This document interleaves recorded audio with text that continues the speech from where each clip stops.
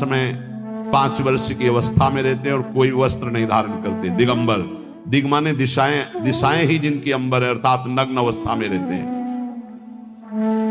ये वर्णन करते हैं कि एकादशी व्रत को हरितोष व्रत कहते हैं। भगवान की प्रसन्नता के लिए, हरिजू की प्रसन्नता के लिए एकादशी व्रत रहा जाता है। प्रायः समस्त वैष्णव जन रहते हैं। जो रसिक जन प्रियाजू के चरणों के अनन्य हैं, उनका एक ही व्रत है, श्यामा श्याम की 8 पहर उपासना करते हुए अपने मन वृत्ति को श्यामा श्याम में समर्पित करना। यहाँ ज्ञान ध्यान व्रत कर्म जीते सब काहू में नहीं मोहि प्रतीति, रसिक अनन्य निशान बजायो एक श्याम श्यामा पद्धति। पर जो एकादशी व्रत रहते हैं परम धन्य है, वो हरितोष व्रत है। अब एकादशी व्रत का नियम क्या है और कैसे एकादशी व्रत का फल मिलता है, कई बार चर्चा हुई। बहुत सुंदर तस्मात् शास्त्रम प्रमाणम ते, शास्त्र प्रमाण के अनुसार श्री सनातन मुनि बोल रहे हैं, अथ ते नियमान वच्मि व्रते ह्रस्मिन् दिनत्रये, कास्यं मानुषं मसूरान्नं चणकान् को द्रवास्तथा, शाकं मधुपरान्नं च पुनर्भोजन मैथुने, दशम्यां 10 वस्तूनि वर्जयेत् वैष्णवः सदा। जिसे एकादशी रहनी हो और एकादशी का फल प्राप्त करना हो, उसको ये नियम पालन करना चाहिए। अथ ते नियमान वच्मि व्रते ह्रस्मिन् दिनत्रये, उसको 3 दिन, एक तो दशमी और एक द्वादशी और फिर बीच में एकादशी, उसको 3 दिन संयम में रहना होता है, तब बीच की एकादशी का उसे फल प्राप्त होता है। जिससे एकादशी व्रत रहना हो, उसका नियम है कि दशमी के दिन कांसे के पात्र का त्याग करें।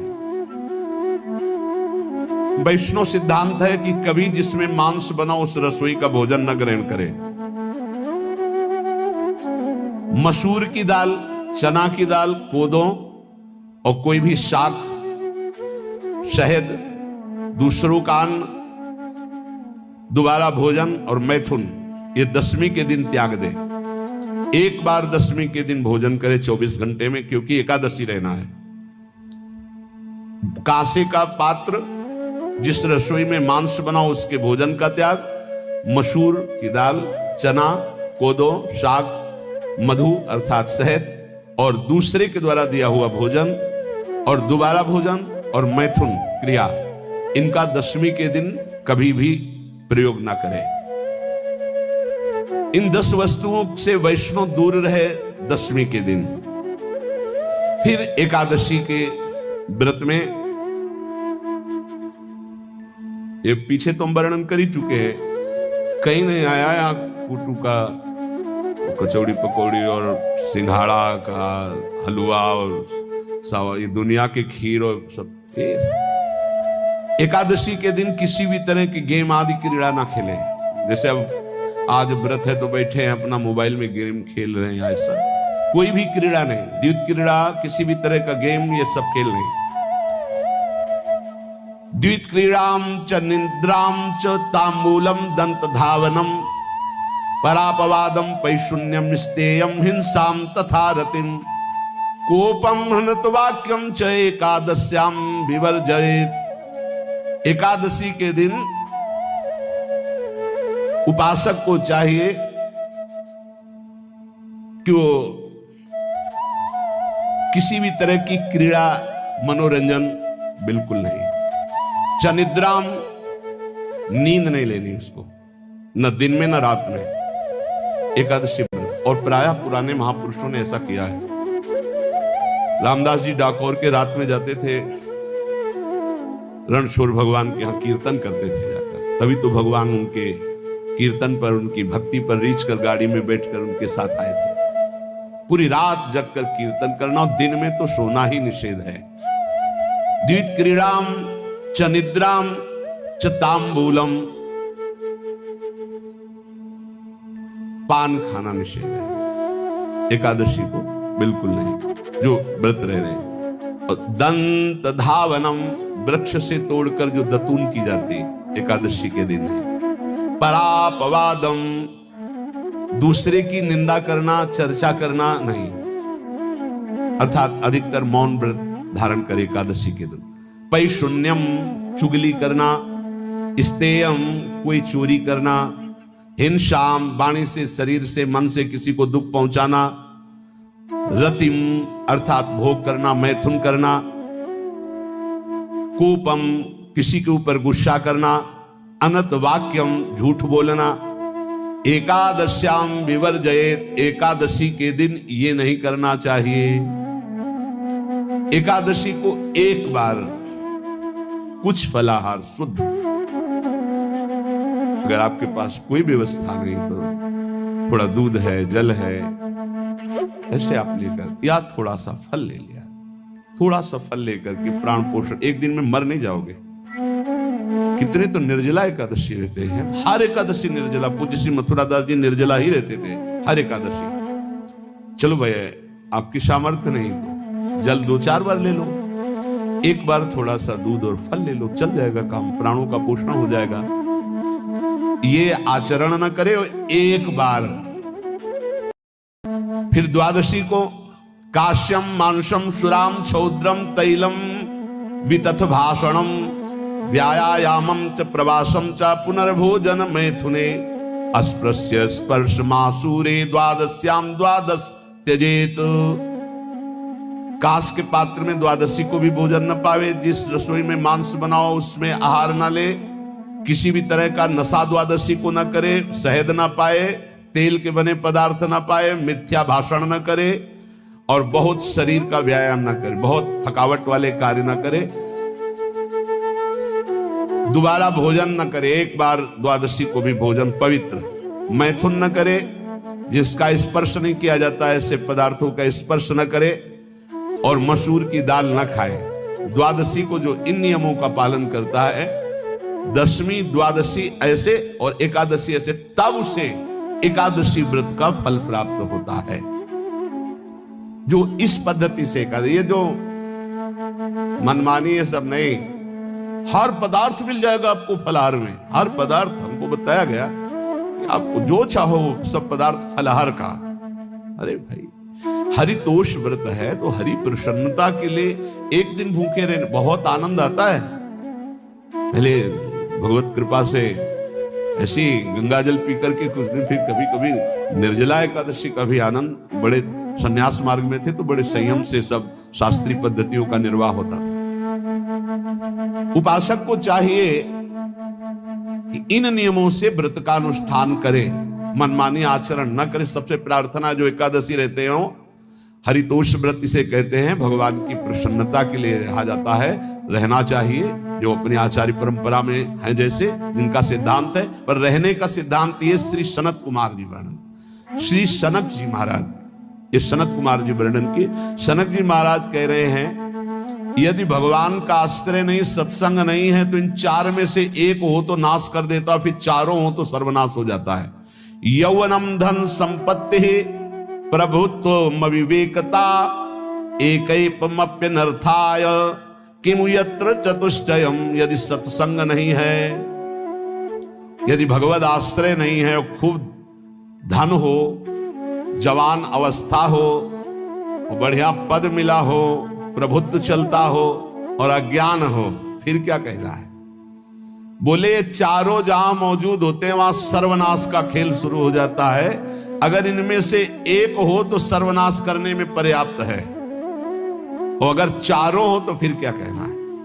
यौवनम जवान हो, धन संपत्ति खूब रुपया पैसा हो, प्रभुत्व कोई पद हो, कोई अधिकार हो बड़ा, फिर अविवेकता और अज्ञानी हो, तो बोले एक नाश कर देगा, फिर चारों तो नाश ही कर देंगे। अगर सत्संगी है तो ये चारों महान कार्य कर देंगे। क्या यौवनम जवान है, खूब दूसरों की सेवा, मेहनत पूर्वक धन संपत्ति कमाकर माता पिता की सेवा, परिवार की सेवा।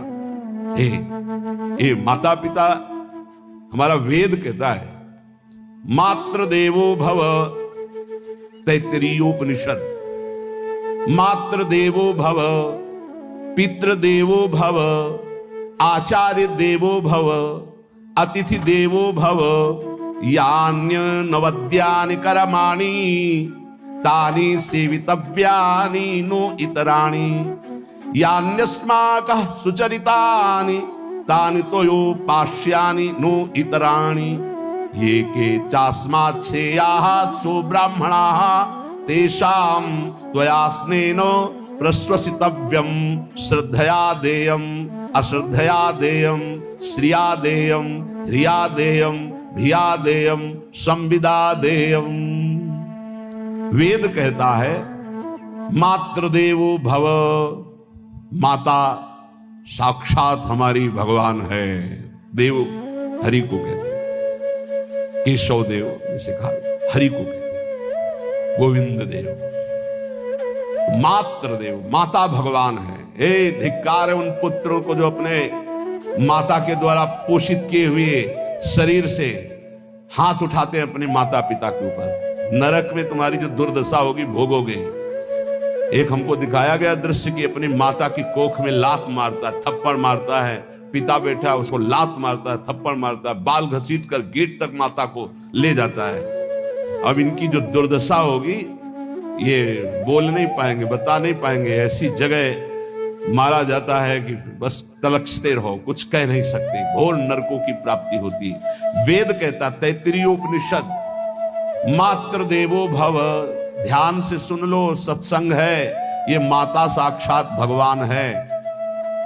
अगर तुमने मारा वाह भर करके इसके आंसू गिरे, जितने आंसुओं की बूंद से भूमि के कण भीनेंगे उतने कल्प तक नरक भोगोगे। ध्यान रखना, तुम्हारा कभी यश, कभी कीर्ति, कभी श्री, कभी हिरी, ये कभी तुम्हारे उदय नहीं हो सकती। तुम्हारा सर्वनाश हो जाएगा अगर मां पे हाथ उठाया। पितृदेवो भव, पिता साक्षात भगवान है। देखो भगवान अवतरित हुए तो प्रात काल उठी कै रघुनाथा, मातु पिता गुरु नावहि माथा। आचार्य देवो भव, माता साक्षात भगवान है, पिता साक्षात भगवान है, आचार्य गुरुदेव साक्षात भगवान है।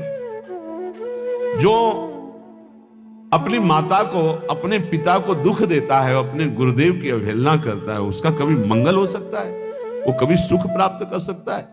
वेद कहता है जो निर्दोष कर्म करते हुए धन कमाकर, कैसा कर्म? निर्दोष कर्म करते हुए धन कमाता है और उस धन से अपने बूढ़े माता पिता और गुरुजनों की सेवा करते हैं, जीवन धन्य है। धिक्कार है उस पुत्र को, धिक्कार उस जवानी को, धिक्कार है उस धन को, धिक्कार उस बुद्धि को जिसको ये सब प्राप्त होने पर भी अपने बूढ़े माता पिता को दर दर के भटकने के लिए विवश कर देते हैं, जो अपने बूढ़े माता पिता को कष्ट देते हैं। जहां वेद कह रहा है मातृ देवो भव, पितृ देवो भव, आचार्य देवो भव, अतिथि देवो भव, चार बातें कही। अतिथि देवो भव, अगर बिना परिचय के कोई आ गया कह रहा भूखा हूं, भोजन पवा दो, भगवान पधारे हैं, हम कह रहे मत अंदर आने दो, गेट के बाहर पवा दो, तुम्हारा संशय और उसे भूखा मत जाने दो। अतिथि देवो भव, जो निर्दोष कर्म करके अर्थ कमाकर अपने माता पिता गुरुजनों की सेवा करता है, उसी का जीवन धन है। पशुवत आचरण, मनुष्य शरीर प्राप्त करके राक्षस आचरण, राक्षसों की यही पहचान होती है। मां नहीं मातु पिता नहीं देवा, साधुन ते करवा वही सेवा। तुम्हारे जो पुण्य है ना सब भस्म हो जाएंगे। आप खिलवाड़ मत समझो, वो विरक्त है, भले तुम्हें नौजवान दिखाई दे रहा है, वो शरणागत है, जो आचार्य ने मंत्र दिया वही गुरु परंपरा से चला रहा, वही मंत्र उसमें। आप उसको बोल रहे हमारे लिए कुर्सी डालो, पैंट शर्ट पहने हो, कुर्सी डालो। हाँ, आप असमर्थ हो तो हाथ जोड़कर प्रार्थना कीजिए कि बैठने में हमारी टांग टूट गई है, हम बैठ नहीं पा रहे हैं, क्या व्यवस्था हो सकती है क्या? याचना इस कोटि की। आदेश, बाबा जरा कुर्सी लाना, तो बाबा तो कुर्सी रख देंगे, आप उनको तुम भिक्षुक समझते हो, सारे सुकृत तुम्हारे नष्ट हो जाए। ये जो संतों के द्वारा दिए हुए आसन में अयोग्य पुरुष बैठ जाते हैं ना, इनके सारे सुकृत नष्ट हो जाते हैं। ये क्या समझते हैं? तुरंत आसन दिया जाता है किसी भी, आओ आसन को प्रणाम करके समेट कर रख दो अगर आसन में बैठने की योग्यता रही। आसन में बैठने की योग्यता उसकी मानी जाती है जो सामने बैठा है, उस स्थिति का हो या उससे श्रेष्ठ हो। बहुत होश में ये बातें सत्संग में ही मिलती है और अन्यत्र नहीं मिलती। आसन बिछाने का मतलब तुम कोई महान नहीं हो गए हो, अपने में दैन्यता नहीं तो वैष्णव किस बात के। आसन ग्रहण वैसे ही बिछा हुआ है, उसके ऊपर आसन लगा हुआ है गुरुजनों के लिए, श्रेष्ठ जनों के लिए। आप आसन में बैठने के अधिकारी हैं। सत्कर्म के द्वारा कमाए हुए धन से मात्र देवो भव पितृ, हम बार बार चिल्ला के कह रहे, क्योंकि कलयुगी इन पुत्रों को अब समझ में नहीं आ रहा। जो बोओगे वही काटोगे। अगर आप अपने पुत्रों को सत अध्यात्म की शिक्षा देंगे और स्वयं अध्यात्म से चलेंगे तो तुम्हारा बुढ़ापा ठीक से जाएगा। नहीं, बुढ़ापा बहुत मुश्किल से कटता है, बहुत मुश्किल से। हाँ, हमें कई दृश्य देखने को मिलते हैं। बता रहे एक बार बिंदौर इधर है, इच्छावर फतेहपुर, वहां से भ्रमण करते यार, बड़े मकान से बड़े वृद्ध भागते हुए आए, स्वामी जी स्वामी जी बहुत कष्ट में हो। क्या कष्ट है आपको? महल से उतर रहे, ये किसका है? बोले मेरा ही है। उनका कष्ट क्या है? बोले 4 लड़का है, 4 बहू है, सब खाते पीते हैं, मैं बहुत कष्ट में हूँ, सब कोई अपमान करता है। निकलो फिर बाहर, बाबा जी बनो, भजन करो, भगवान के मार्ग का अनुसरण करो, चौथी अवस्था है। बोले ये तो नहीं हो सकता, रहूंगा तो यही कुछ ऐसा कर दो कि जिससे हमारे बच्चों की बुद्धि बदल जाए, जो हमको पीटते हैं, गाली देते हैं, उनका वो जादू तो हम जानते नहीं। और चल पड़े, और बड़ा अंदर से चिंतन हुआ कि जीव कितना आसक्त है उन्हीं पुत्र परिवार घर में। अब बुढ़ापे का समय है, चौथी अवस्था में, अगर घर ही में रह के भजन करो तो झंझट नहीं होगी। जो मिले जैसे मिले जीवन यापन करो, भजन करो, लेकिन प्रभु से मतलब नहीं। तो जितने भी जवान भाई बहन सुन रहे हैं, आप अपने माता पिता को, यहां हमारा वेद कहता है मात्र देवो हो, माता भगवान है, पितृ देवो हो, पिता हमारा भगवान है। धर्म के द्वारा कमाए हुए धन से माता पिता की सेवा करो। दूसरे दोष युक्त कर्मों का कभी आचरण मत करो। यन्नस्माकं सुचरितानि तानि तयो पापाश्यानि नो इतराणि। सुंदर आचरण करो जो महापुरुषों के द्वारा विधान किए गए हैं, पाप आचरण कभी मत करो। हमारे आचरणों में से एक भी ऐसा आचरण नहीं होना चाहिए जो दूसरे को दुखी करके धन संपत्ति लेने वाला हो। वेद कहता है पापाचरण किया और आपको गड्डी पकड़ा दी, आप निर्दोष को दंड दे दिए और दोषी को धन के कारण मुक्त कर दिए। अब आपके परिवार में जो तांडव मचेगा वो झेल नहीं पाओगे, चाहे कोई भी हो। बहुत ध्यान से सुनना है, सत्संग है, ये शास्त्र है। जो अधर्म पूर्वक दूसरे के द्वारा दिए हुए धन से गलत निर्णय करता है, दोषी को मुक्त करता है और निर्दोष को दंड देता है, उसको दुखिया को न सताइए, दुखिया देगा रोए। जब दुखिया के मुखिया सुने तब तेरी गति क्या होए। मर्सिडीज गाड़ी में भुन जाओगे भुट्टे की तरह अंदर, कोई सांस लेने की जगह नहीं मिलेगी। कैसे? आगे से गाड़ी में किसी कारण आग लग गई, चलती गाड़ी में। अब आजकल सब रिमोट का सिस्टम होता है, वो तार जल गए जिनसे गेट खोला जाता है। अब गेट लाख लोग हैं आसपास, कोशिश कर रहे हैं, ना गेट खुल रहा है, ना शीशा टूट रहा, भम मचा हुआ है। चीखते हुए अंदर एक एक परिवार का सदस्य भस्म हो रहा है। क्यों? किसी के परिवार को उजाड़ा तुमने, किसी के निर्दोष की तुमने दंड विधान किए हैं, पापाचरण किए, वो भोगना पड़ेगा। इसीलिए बार बार तुम्हें भयावह शब्दों से कहते हैं, कोई तुम्हें दंड नहीं देगा, तुम्हारे कर्म हर समय तुम्हारी खोपड़ी में सवार हो, वही तुम्हें दंड देंगे। इसलिए हमारा वेद कहता है यन्यस्माकः सुचरितानि तानि तयो पापास्यानि नो इतराणि। जिसमें महापुरुष विधान किए हैं कि ये आचरण करो वो सुकृत है, और जिसे मना करते हैं ऐसे पापाचरण मत करो, कभी दूसरे का अहित मत करो। जो कोई भी हमसे श्रेष्ठ गुरुजन है उनका आदर करो, उनको आसन दो, उनको विविध पदार्थों से सुख पहुंचाओ, विश्राम कर लेने के बाद वार्ता करो। श्रद्धा पूर्वक माता पिता गुरुजन अतिथि इनकी सेवा करना परम धर्म है। अश्रद्धा पूर्वक इनको कभी मत बर्ताव करो। बोलना, भोजन, ले बूढ़े जनों को ऐसे देखा है, ऐसे बड़ा कर लो, तुम्हारी भी बुढ़ापा आएगी, पता नहीं आ पाएगी कि नहीं आ पाएगी। अगर आएगी तो बहुत बढ़िया आएगी, तुम्हें ऐसे सताएगी कि आप देख लेना। बहुत हमारा हृदय इस बात से पीड़ित हो जाता है कि मां के प्रति ऐसा बर्ताव, जिस मां ने इतना पिता की क्षमता से हजारों गुना बढ़कर माता का प्यार होता है। ऐसे माता को, ऐसे पिता को हमें तो लगता है रोज चरण धो के पीना चाहिए। भगवान साक्षात इनमें विराजमान है। भगवान सच्ची कहता हूं, सच्ची कहता हूं, जो अपने माता पिता को त्रास देते हैं भगवान भी रक्षा नहीं करेंगे, कोई दान पुण्य तुम्हारा काम नहीं आएगा, क्योंकि ऐसे महामहिम पूज्य माता पिता के प्रति आप ऐसा देखो, प्रार्थना करते चाहे गाली बकने वाले, गुस्सा करने वाले माता पिता हों, यदि वो चल नहीं पाते, वयोवृद्ध है, तो भगवान की तरह पूजा करो, उनके व्यवहार को मत देखो, तुम्हारा काम बन जाएगा, उनका आशीर्वाद आपको मिल जाएगा। आर्थिक स्थिति के अनुसार अतिथि की सेवा करो, गुरुजनों की सेवा करो, भय से भी युक्त होकर सेवा करो। अधिकार है माता पिता का, गुरुजनों का, यदि आप सेवा नहीं करोगे तो अपराध लगेगा।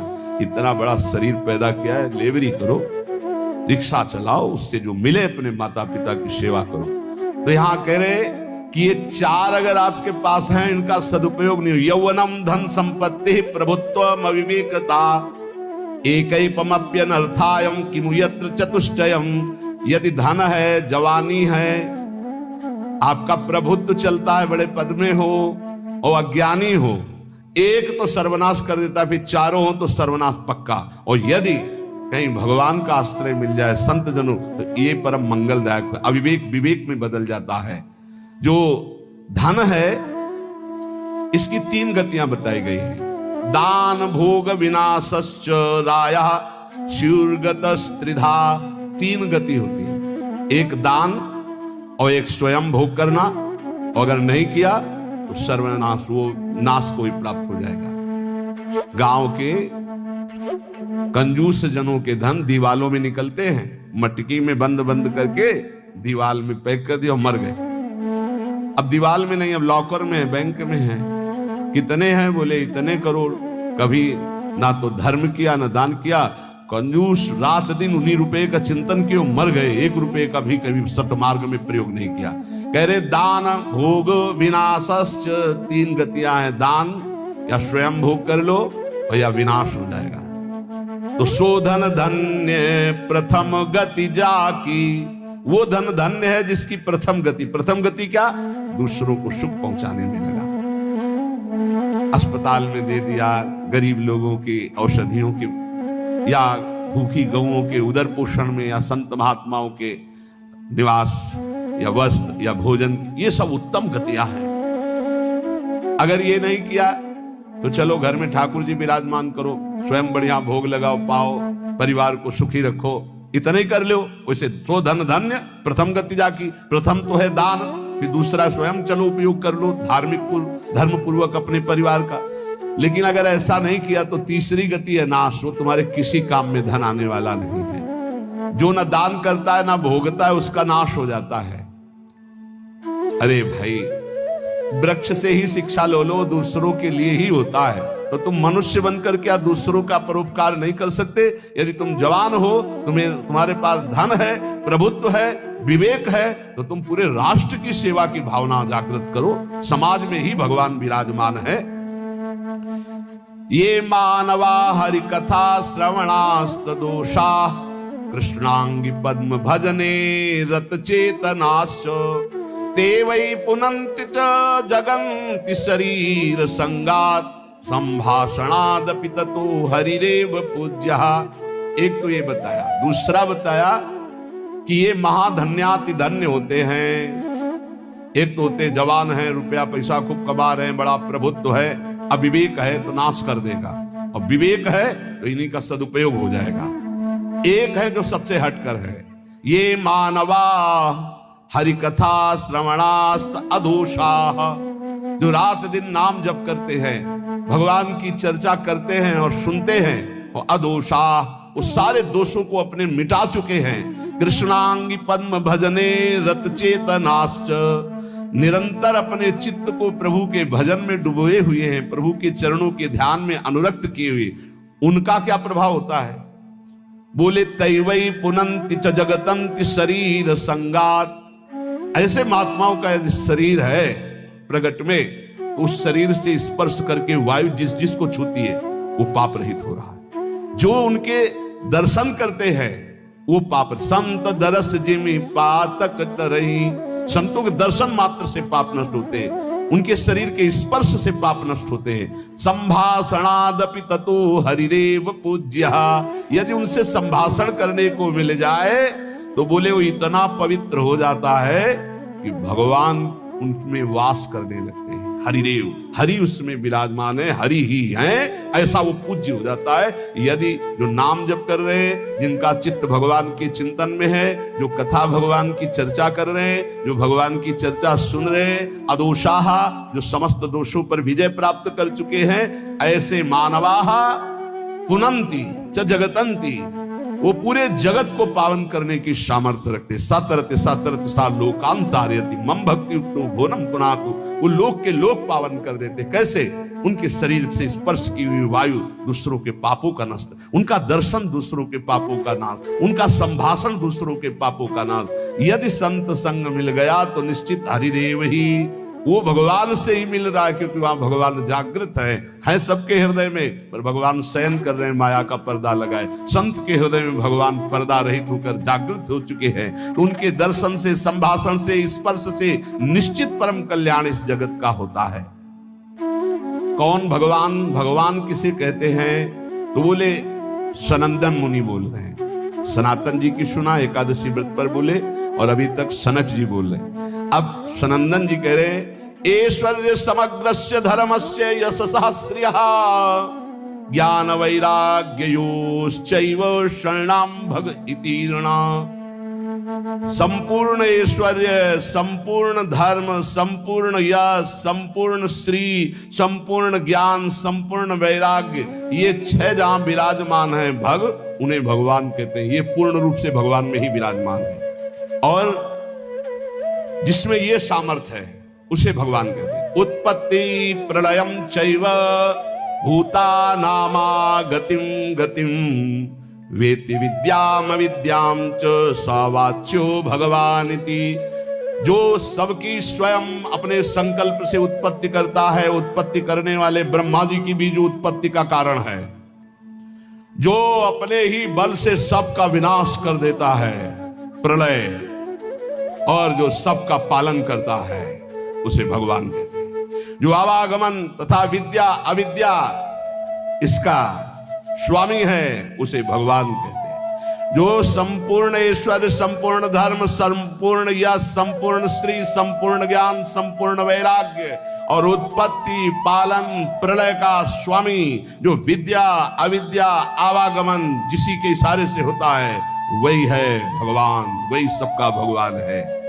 इसलिए जो उपासक भगवान की आराधना करता है वो ये देखे, सा एवाधस्तात् वेद, सा उपरिष्टात्, सा पश्चात्, सा पुरस्तात्, सा दक्षिणतः, सा उत्तरतः, सा एवेदः सर्वमित्याथातो अहंकार देश एवाहमेवाधस्तादः मुपरिष्टादहं पश्चादहं पुरस्तादहं दक्षिणोतोः मुत्तरोतोः मे वेदः सर्वमिति।